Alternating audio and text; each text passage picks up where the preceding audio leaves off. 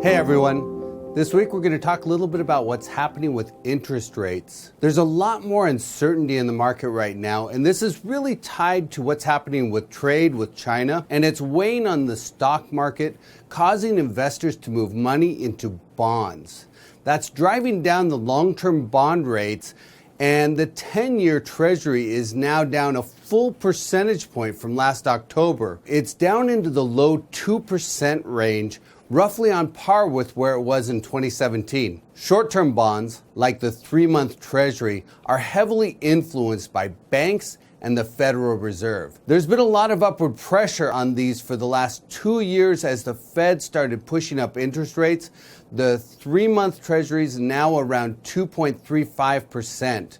That's more than 10 basis points higher than the 10-year Treasury right now. That's a yield curve inversion. So an inverted yield curve, which is where short-term rates rise above the long-term rates, is a commonly identified indicator of an upcoming recession. Now, strictly speaking, the economic study on the topic focused on when the yield curve inverted for at least a full quarter, which was a signal for a recession. So we're not there yet, but the correlation when we do hit that point is usually a lead time of 12 to 24 months. Setting aside what's happening with yield curve inversions, you look at the primary drivers of commercial real estate space demand, and they're all still very positive. We have good job creation, household formation is pushing record levels, retail sales are up, corporate investments into infrastructure, they're all positive, and that's driving real estate space demand. Falling interest rates do offer investors stronger positive leverage. The 10-year Treasury is back on par with where it was in 2017. That gives investors more maneuvering room when it comes to their lending and financing on properties.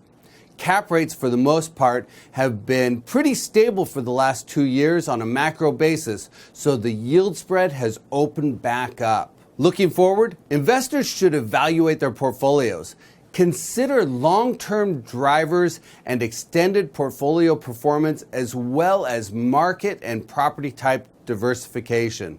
For example, right now retail and office properties, particularly in suburban areas with high walkability, will benefit as the millennials age into their 30s. Also, secondary and tertiary markets are outperforming right now from an economic standpoint, particularly across the Southeast and Southwest. This is because companies are looking for new staff in new markets because the unemployment rate is so low. So, although the yield curve inversion could imply some recessionary risk in the next couple years, a recession is not a foregone conclusion. If a recession is in the card, there's still likely significant lead time, so investors can position their portfolios appropriately. Most economists anticipate that the next recession will be mild, especially in contrast to the last one. In the meantime, a window of opportunity has emerged with interest rates coming back down into alignment with where they were a couple years ago, and investors can capitalize on the positive yield spread.